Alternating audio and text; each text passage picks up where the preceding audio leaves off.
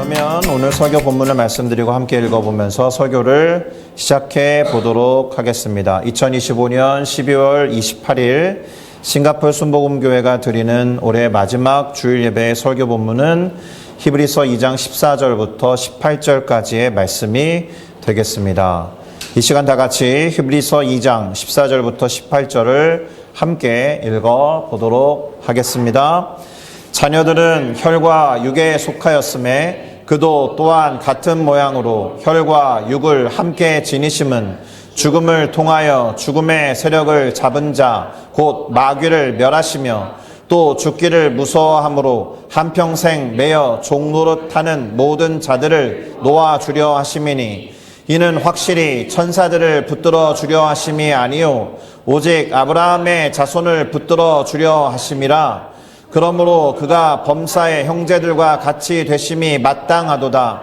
이는 하나님의 일에 자비하고 신실한 대제사장이 되어 백성의 죄를 속량하려 하심이라. 그가 시험을 받아 고난을 당하셨은즉 시험 받는 자들을 능히 도우실 수 있느니라. 아멘. 자, 저는 방금 우리가 함께 읽어본 히브리서 2장 14절에서 18절을 가지고 기꺼이 같은 처지에 계셨던 주님, 이와 같은 제목으로 잠시 말씀을 나누고 주님이 주시는 깨달음을 따라서 함께 기도하며 결단하는 시간을 가져보고자 합니다. 자, 여러분 신구 선생님 아시죠? 신구 선생님. 그분과 비슷한 연배에 계셨던 이순재 배우님께서 얼마 전에 생명을 다하고 소천했습니다. 그분의 이야기를 하려는 것은 아니고 우리 신구 선생님이 오래전에 아주 코믹한 CF를 찍은 적이 있습니다. 그 광고 안에서 했던 멘트가 큰 히트를 친 일이 있어서 개그맨들이 여러 가지 모양으로 패러디해서 그 말을 이용하기도 했습니다. 그게 무엇인지 아십니까? 니들이 개맛을 알아? 이겁니다. 이 말을 신구 선생님이 광고에서 처음 했다라는 것을 모르는 세대들도 있을 텐데 니들이 개맛을 알아? 되게 입에 참 감기게 말씀을 잘 하셨던 적이 있습니다. 뭔가 그 개 맛을 잘 아는, 개를 많이 먹어본 사람이 할 수 있는 현실 전문가가 할 수 있는 그런 말이다라는 거예요. 싱가포르에도 칠리크랩이 있습니다. 제가 아주 친하게 지내는 말레이시아 조호바루에 사는 선교사님이 칠리크랩은 말레이시아가 진짜 맛있다 이렇게 말씀하시는 거예요. 오면 맨날 그 얘기를 합니다. 제가 그래도 싱가포르의 칠리크랩이 훨씬 맛있습니다. 이렇게 서로 이제 보이지 않게 라이벌 의식을 가지고 밀당을 합니다. 막 설왕설래를 하면 신구 선생님 같은 분이 그런 말 하는 거죠. 니들이 개 맛을 알아? 사실 이런 맥락의 이야기는 무엇인가를 제대로 알지 못하면서 함부로 말하지 말라라는 뜻이 될 겁니다. 그리고 어떤 상황이나 사건에 대해서 공감하지 못하거나 제대로 알지 못한다면 그 말에서 뭐하냐라는 말도 우리는 제법 많이 합니다. 제대로 알지 못하면 말하지 말라라는 것과 함께 그 사람이 제대로 알지 못하는데 말해서 뭐 하겠어? 이런 식의 말들도 많이 한다라는 뜻이에요. 실제로 우리는 다른 사람들과의 관계 안에서 야, 말해 뭐해? 말해봤자지 이와 같은 얘기를 제법 자주 합니다. 어떤 측면은 그냥 포기하면서 사는 게 낫다라고 하면서 괜히 말했다가 상처를 주거나 받거나 할 게 뻔한데 안 하고 많은 경우가 훨씬 많죠. 어차피 못 알아들을 텐데 어차피 이해해주지 못할 것 같은데 야, 그 사람한테 말해서 뭐하냐 이렇게 말한다라는 거예요. 누군가가 공감해 줄 거라는 기대감이 없을 때 이런 식으로 말하는 경향이 있습니다. 말해 뭐하냐? 말해봤자다. 사실 맞죠? 다른 이의 상황을 온전히 이해하는 것은 사실 불가능한 일입니다. 그러면 여러분, 하나님에게도 그것이 불가능한 일일까라는 질문을 던져볼 필요가 있습니다. 답을 내리기는 쉽습니다. 우리가 아는 바, 그리고 우리가 믿는 바, 하나님은 전지전능하시기 때문에 그것이 불가능한 일일 리가 없겠죠. 그런데 그럼에도 불구하고 인간의 고통과 슬픔을 과연 하나님께서 이해하실까라는 질문을 수시로 하게 됩니다. 그렇게 실제로 말로 질문을 하지 않더라도 우리의 삶이 그러한 모습을 보여줄 때가 많아요. 물론 하나님은 고통과 슬픔을 느끼시겠죠. 그러나 그렇다라고 인간처럼 과연 그분이 힘들어 하실까? 참는 능력도 능력이니까 전능한 능력 안에 참는 능력도 있을 테니까, 또는 공감할 능력도 능력 중에 있을 테니까 전능한 하나님이라면 공감할 수 있지 않을까, 이렇게 왔다 갔다 생각을 할 때가 있을 겁니다. 제가 왜 우리의 삶으로 그런 질문을 자주 던지느냐라고 말하냐 하면 하나님이 공감하신다는 생각을 도무지 잘 하지 못하기 때문에 하나님께 무엇인가를 쏟아내고 기도하는 것을 잘 하지 않아서입니다. 예를 하나 들어보겠습니다. 이런 질문을 해볼 수 있죠. 가령 하나님은 아브라함에게 아들 이삭을 바치라 하시고 그가 아들 이삭을 결박하여 번제단 위에 올려놓고는 칼로 치려고 할 때 이삭의 아버지 아브라함의 마음을 얼마나 알고 이해하셨을까? 왜냐하면 이 순간까지 하나님은 아브라함을 테스트하시는 분이기 때문에 그렇죠. 그저 테스트하시는 하나님이 아브라함의 마음을 얼마나 알고 계셨을까? 이런 질문을 던져볼 필요도 있습니다. 근데 우리는 이 장면을 이런 구도로 한번 바라볼 필요가 있는데, 독생자 예수를 내어주신 하나님과 아들 이삭을 번제물로 내어준 아브라함, 구도가 상당히 비슷하지 않습니까? 독자 예수를 내어주신 하나님과 아들 이삭을 번제물로 내어준 아브라함, 우리가 아는 바 역사 속에서는 아브라함의 경우가 먼저 일어났죠. 아브라함이 이삭을 바치려는 시도를 한 이후에 1000몇백 년이 지난 다음에 예수 그리스도께서 이 땅에 오셨기 때문에 이 사실을 먼저 경험한 것은 아브라함처럼 보이겠지만 정말 그럴까요? 하나님의 시간 계획과 시간축은 인간의 것과 다르기 때문에 하나님은 인간이 죄를 범하여 당신과의 관계가 손상되고 끊어졌을 때 이미 아들 예수 그리스도를 인간에게 주기로 작정하셨을 겁니다. 다시 말하면 하나님의 작정과 섭리는 아브라함의 그것과 훨씬 더 먼저 일어난 일이고 하나님의 시간축 안에서는 먼저 예정된 사건일 수 있기 때문에 하나님이 미처 아브라함보다 늦게 경험한 것처럼 보일 수 없다라는 거예요. 이해가 되셨을지 모르겠습니다. 사실은 이야기를 이렇게 해볼 필요가 있습니다. 아브라함의 마음을 공감하신 하나님에 관한 이야기일 수 있겠지만 사실은 결국에는 아브라함이 하나님의 마음을 알아가는 이야기가 아니었을까. 이미 하나님은 아브라함의 마음과 감정을 알고 계셨기 때문에 당신은 아들 예수를 죄지은 인간에게 내어주기로 작정하시고는 수백 년, 수천 년이 지난 다음에 아브라함이 자신의 아들을 번제물로 드리는 심정을 이미 알고 계셨겠죠. 그래서 사실 아브라함의 이야기는 아브라함의 자리에다 하나님, 이삭의 자리에다 예수 그리스도를 놓으면 대단히 구속사적인 사건에 해당합니다. 이미 하나님이 아브라함의 마음과 감정을 알고 계셨다라는 것을 기억할 필요가 있습니다. 우리가 잘 알듯이 이 장면에서 아브라함은 자신이 그렇게 경험한 하나님을 뭐라고 부릅니까? 여호와 이레라고 부르게 됩니다. 창세기 22장 13절에서 14절인데요. 제가 읽어드리겠습니다. 아브라함이 눈을 들어 본즉 한 순양이 뒤에 있는데 뿔이 수풀에 걸려 있는지라 아브라함이 가서 그 순양을 가져다가 아들을 대신하여 번제로 드렸더라.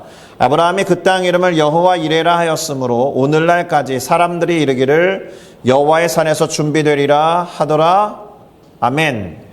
우리는 여호와의 산에서 준비되리라 라고 말한 이 문장을 가지고 준비하시고 예비하시는 하나님이라는 뜻에서 여호와 이레라고 생각합니다만 사실 이 이름은 우리가 알고 있는 것과 조금 다른 뉘앙스를 갖고 있습니다.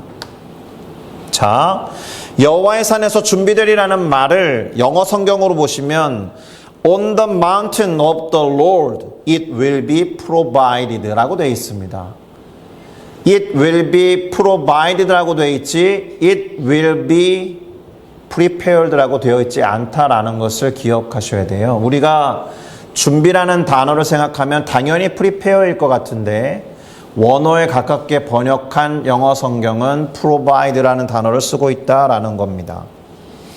실제로 이레라는 단어의 어원을 잘 살려서 번역을 해보면 대단히 다양하게 번역이 되는데요. The Lord will provide라고도 번역되고 it will be provided라고도 번역되지만 The Lord will be seen이라고도 번역되고 it will be seen이라고도 번역된다라는 점에서 왜 이렇게 번역을 하게 됐느냐 하면 이레라는 단어가 보다라는 뜻을 갖고 있기 때문에 그렇습니다. 그 일을 통해서 여호와가 보여줄 수 있고 그 일을 통해서 여호와께서 준비하신 누군가가 준비된다라는 뜻일 수도 있기 때문에 미리 내다봐야 준비하고 또 필요한 것을 공급할 수 있기 때문에 보다, 준비하다, 공급하다 이 말들은 사실은 잘 통하는 말입니다. 그러니까 미리 내다보시는 하나님은 미리 준비하실 수 있는 것인 당연한 것이고 독생자 예수를 인간 영혼을 위해 미리 내다보시고 작정하시고 준비하신 하나님이 아브라함을 위해서 이삭을 대신할 순양을 미리 준비하시고 공급하셨다라고 말할 수 있습니다. 그러니 결론적으로 하나님은 아브라함의 마음을 이미 미리 아셨다라는 것을 알 수 있습니다. 다시 말씀드리겠습니다. 여호와 이레의 하나님은 우리를 준비시키는 분이기도 하시지만 우리를 위해 당신이 준비하시는 하나님이시고 우리를 위해 미리 내다보시며 공급하시는 하나님이시다라는 거예요. provide를 구분해 보면 미리 바이드는 비데오의 어원이니까 내다보다 이런 뜻이거든요. 그러니까 미리 내다보시는 하나님이라고 번역하는 것이 훨씬 원어에 가까운 겁니다. The providing 것이지 preparing 것은 아닐 수 있습니다. 자, 이렇게 생각해 보면 하나님은 우리가 생각하는 것보다 우리에게 가까이 계시고 우리와 동행하시며 우리를 내다보며 돌보시는 하나님이신 줄로 믿습니다. 앞서가시고 미리 내다보시면서 필요를 채우기 위해서 준비하실 뿐만 아니라 공급하시는 분이다라는 겁니다. 할렐루야. 종합해 보면 우리가 준비된다라는 것은 사실은 주님이 우리를 준비해 주신다는 말과 같은 것이죠. 준비되도록 공급하시고 공급할 것을 미리 준비하신다 내다보시면서 여호와 이레라는 단어가 생각보다 다양한 차원으로 볼 수 있다는 것을 기억하시면 참 좋겠습니다. 그러니 오늘 본문을 살피기 전에 이와 같은 전제를 깔고 오늘 본문을 정리해 보려고 합니다. 이렇게 먼저 정리해 볼까요? 이미 여러 차례 말씀드렸듯이 하나님은 우리를 잘 아시고 깊이 공감하시는 분이다라는 겁니다. 미리 내다보시고 다 헤아리시는 분이시기 때문에 그런 줄로 믿습니다. 할렐루야.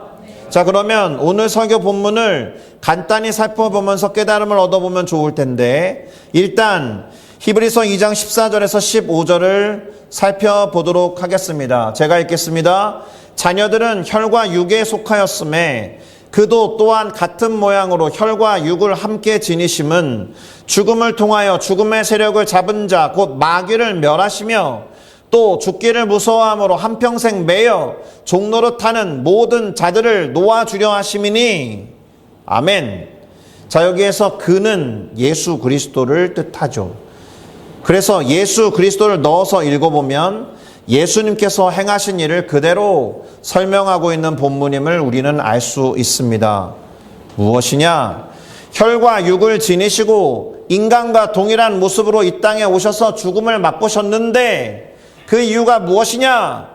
죽음의 세력을 잡고 있던 사탄을 멸하고, 할렐루야, 죽기를 무서워하여 사탄에게 끌려다니는, 사탄의 종이 되어 있는, 죄와 사망의 종으로 묶여 있었던 모든 자를 자유케 하고자 하셨다라는 겁니다. 할렐루야. 복음이죠. 복음의 내용이 이것입니다. 죽기를 무서워해서 사탄에게 종으로 묶여 있는 사람들에게 이것만큼 기쁜 소식이 없을 겁니다.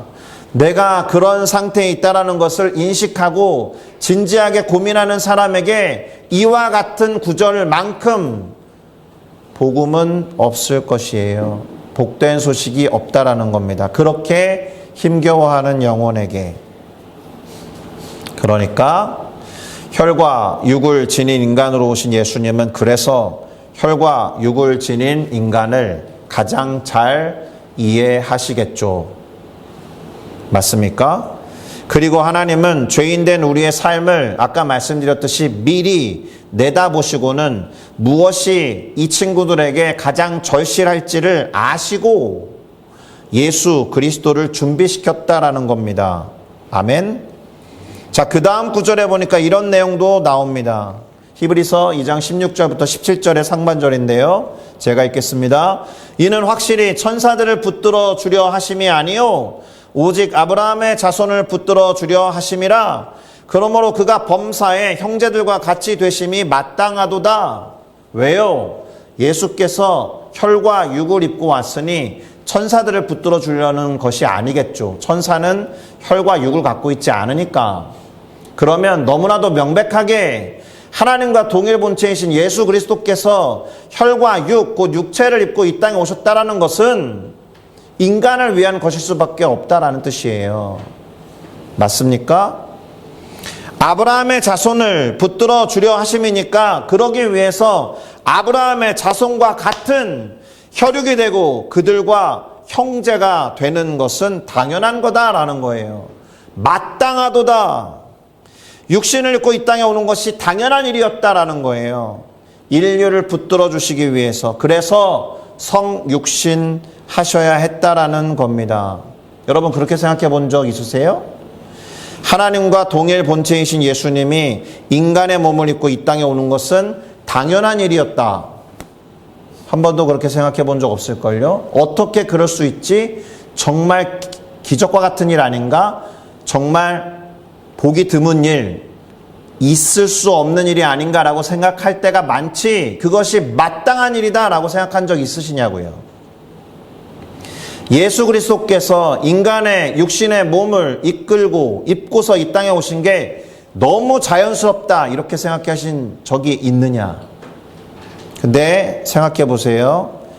히브리서의 기록자가 이렇게 기록하고 있다라는 것은 하나님의 영에 의해서 감동받은 성경의 저자가 이렇게 적고 있었다라는 것은 누구의 생각이 그렇다는 거예요? 하나님의 생각이 그렇다는 거예요. 하나님 입장에서는 독생자 예수가 인간의 몸을 입고 이 땅에 가는 것이 당연한 거예요. 하나님이 보실 때는. 그리고 본문은 그 이유를 이렇게 말합니다. 17절 하반절인데요. 이는 하나님의 일에 자비하고 신실한 대제사장이 되어서 백성의 죄를 속량하려 하심이라. 백성의 죄를 다 갚고 해결하기 위해서 인간의 몸으로 형제들처럼 되는 것이 마땅하다. 할렐루야. 이제 가장 핵심적인 구절이 하나 남아 있습니다. 오늘의 메시지는 바로 이것인데 히브리서 2장 18절입니다. 이것은 다 같이 읽겠습니다. 시작. 그가 시험을 받아 고난을 당하셨은즉 시험 받는 자들을 능히 도우실 수 있느니라. 할렐루야. 시험과 고난을 경험하신 분이기 때문에 그 상황에 있는 우리들을 공감하지 못할 분이 아니시다. 그리고 오늘 살펴보지는 않았지만 오늘 본문보다 앞선 구절에는 이런 내용도 나옵니다. 우리를 형제라고 부르시고 친히 가족이 되셨다라는 거예요. 히브리서 2장 11절과 13절 하반절에 이렇게 기록하고 있음을 봅니다. 거룩하게 하시는 이 예수 그리스도죠. 그리고 거룩하게 함을 입은 자들, 제자들을 포함한 우리들을 말합니다. 다 한 근원에서 난지라. 거룩하게 하시는 이 예수와 거룩하게 함을 입은 우리들 모두가 다 한 근원에서 나왔다라는 겁니다. 이걸 뭐라고 부릅니까? 동기라고 부릅니다. 기수가 같다는 의미에서의 동기가 아니라 같은 기원을 갖고 있다라는 의미에서의 동기라고 합니다. 형제를 말합니다. 부모가 같다라는 뜻이에요.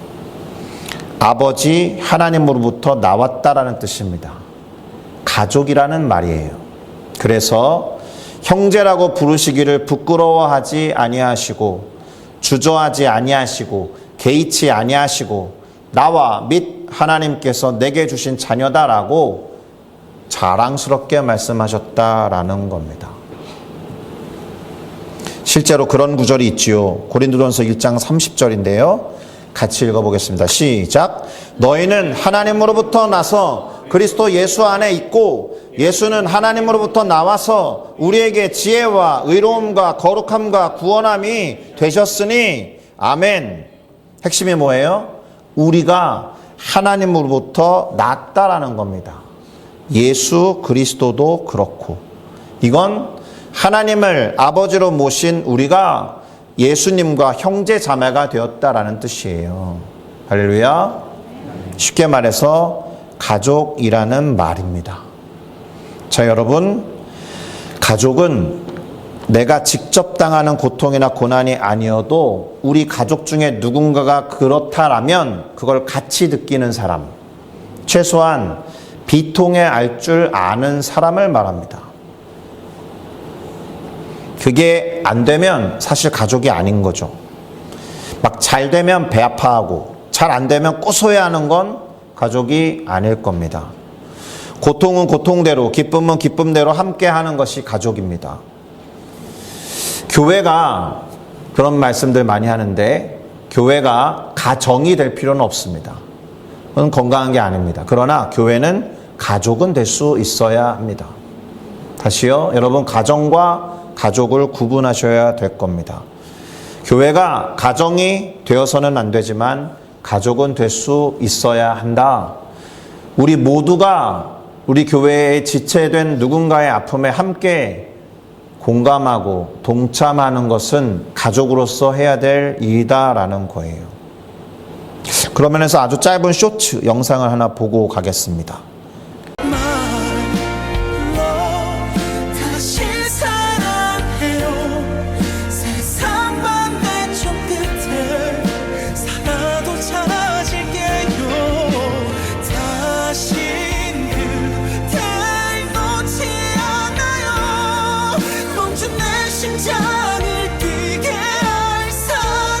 아빠가 주스를 세 가족을 위해서 따르다가 부족하니까 물을 섞어요. 그 아내한테 줄 것처럼 보였는데 자기가 가져가려고 바꿔줘. 그것을 뒤에서 보고 있었던 아내가 감동을 먹고 자기가 물이 섞인 컵을 가져다가 있었는데 그거를 보고 있었던 아이가 엄마 아빠 원액 100%의 주스를 마시라고 이 친구가 자기 쪽으로 물 섞은 주스를 가져가는 이야기입니다. 이 아이가 누구를 보고 배운 걸까요? 아빠 엄마의 서로를 섬겨주는 모습을 보면서 배우고 자라겠죠. 가족이 그런 모습이 되면 가족 바깥의 사회도 그렇게 되어 갈 겁니다. 자, 이제 설교를 마무리해 보도록 하겠습니다. 오늘의 결론을 한 문장으로 말씀드린다면 우리가 믿고 섬기는 하나님은 사실 공감의 신이다라는 거예요. 우리를 능히 돕고도 남을 수 있는 분이다. 그냥 공감만 하고 많은 존재가 아니라 미리 앞서 내다보시면서 얼마나 아플까 생각하시고 필요한 부분들을 준비하시고 공급하시는 분이다라는 겁니다. 모든 것을 공감하시고 끌어안으시면서 함께 하시는 아버지라는 겁니다. 우리가 그분의 가족이다라는 뜻입니다. 그래서 예수님의 실제 형제였던 야고보는 이렇게 말하지 않았습니까? 야고보서 5장 13절에서 너희 중에 고난당하는 자가 있느냐 그는 기도할 것이요 즐거워하는 자가 있느냐 그는 찬송할지니라 이렇게 말했는데 제가 없는 말을 가로에 넣어서 붙여놨습니다. 너희 중에 고난당하는 자가 있느냐 그는 주님께 기도할 것이요 즐거워하는 자가 있느냐 그는 주님을 찬송할지니라 이렇게 되는 거죠. 왜냐하면 기도에도 목적어가 있잖아요. 누구에게 기도할 것인가. 찬송도 목적어가 있잖아요. 누구를 찬송할 것인가. 명백히 주님이겠죠. 그러면 이렇게 말할 수 있었던 야고보가 전제로 하고 있는 거 있지 않겠습니까? 주님께 기도하면 그가 고난을 알아차리시고 도와주실 것이다라는 확신. 주님을 찬송한다라면 주님도 그것을 기뻐하시면서 즐거움을 같이 누리실 거다라는 확신. 주님께 기도할 것이고 주님을 찬송할지니라라고 말해야 하는 전제에는 뭐가 있는 거예요? 주님이 그 모든 것들을 공감하시고 우리와 함께 하신다라는 거니까 풀어서 쓰면 기쁘거나 슬프거나 아프거나 건강하거나 고통스럽거나 행복하거나 모든 것을 주님과 함께 하라는 겁니다. 이유는 가족이니까, 형제니까, 다 아시니까 그래도 된다라는 겁니다. 그분이 공감의 신이시고 모든 걸 알고 이해하시니까 전혀 모르는 분이 아니니까. 다시 말해서 하나님이 우리를 모르시거나 우리의 상황과 처지를 이해하지 못해서가 문제라는 게 아니라 우리가 그렇다라고 믿지 못해서 혹은 믿지 않아서 기도하지 않는 것이 문제일 겁니다. 그러니 야 말해봤자지 이렇게 말하지 마시고 100% 확실하게 다 아시는 그분에게 말해야 하는 거예요. 그렇게 다짐하고 속으로 되뇌이면서 실제로 하나님을 찾고 말을 걸면서 기도하고 간구하는 우리 모두가 되어야 합니다. 2025년 돌아보시겠습니까? 다사다난이라는 말을 쓰기가 쉽지는 않겠죠? 그런데 실제로 다사다난이었잖아요. 하나님이 나와 동행하셨다라는 것을 머리로는 알고 있지만 얼마나 그 다사다난의 순간에 하나님을 끌어들이고 초대하고 개입시킬 수 있도록 동행하였는가는 각자의 대답에 달려 있습니다. 남은 3일 동안 하나님이 그 모든 것들을 아시고 공감해 주신 것에 대해서 감사할 수 있어야 할 것이고 혹시 내가 느끼지 못했다 하더라도 하나님이 함께 하셨기 때문에 이게 최선이었구나라고 생각하면 무조건 감사하셔야 합니다. 더불어서 내년을 바라볼 때 하나님이 공감의 신이 되시는구나. 미리 내다보시고 내 모든 필요를 준비하시고 공급하시겠구나라는 믿음과 확신 때문에 담대하게 나아갈 수 있어야 할 줄로 믿습니다. 신앙은 아까 대현 집사님 말했던 것은 그런 겁니다. 오늘 내가 해야 될 어떤 체크리스트의 항목이 아니다라는 거예요. 나 오늘 기도했지? 지우고. 나 오늘 말씀 읽었지? 지우고. 끝났다. 이렇게 해야 되는 것이 아니다라는 겁니다. 신앙은 마치 잠자는 게 자연스럽고 밥 먹는 게 자연스러운 것처럼 우리 신앙도 생활의 자연스러운 일부가 되게 해야 하는 것입니다. 제가 요즘에 미는 말이 있습니다. 요 남은 3일 동안 뭘 새로운 거 시작하겠습니까? 다들 1월 1일부터 하지 이러지 않겠습니까? 그러나 3일 먼저 시작하시면 습관이 되는 데 걸리는 시간을 남들보다 3일 당길 수 있다라는 걸 기억하시고 당장 오늘부터 하나님을 의지하고 하나님과 동행하는 삶으로서의 신앙을 연습해보는 우리 모두가 되기를 예수 그리스도의 이름으로 축복합니다. 할렐루야. 기도하시겠습니다.